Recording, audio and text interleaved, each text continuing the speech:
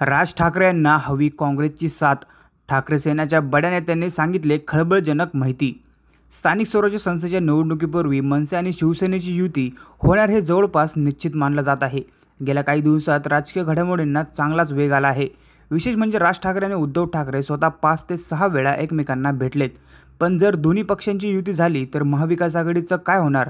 राज ठाकरे महाविकास आघाडीत येणार की उद्धव ठाकरे महाविकास आघाडीतून बाहेर पडणार, अशी चर्चाही सध्या राजकीय वर्तुळात सुरू आहे.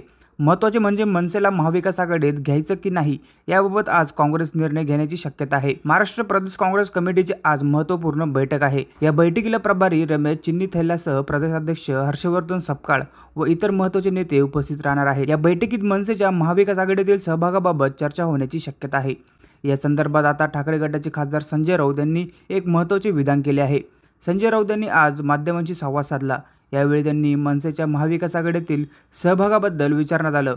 यावर बोलताना राज ठाकरेंची स्वतः महाविकास आघाडीत येण्याची इच्छा असल्याची माहिती राऊतांनी दिली. तसेच राज ठाकरे स्वतः या संदर्भात बोलल्याचेही त्यांनी सांगितले आहे. या संदर्भात यापूर्वी मनसेला महाविकास आघाडीत येण्यासंदर्भात काँग्रेसचे प्रदेशाध्यक्ष हर्षवर्धन सपकाळ भूमिका स्पष्ट केली आहे.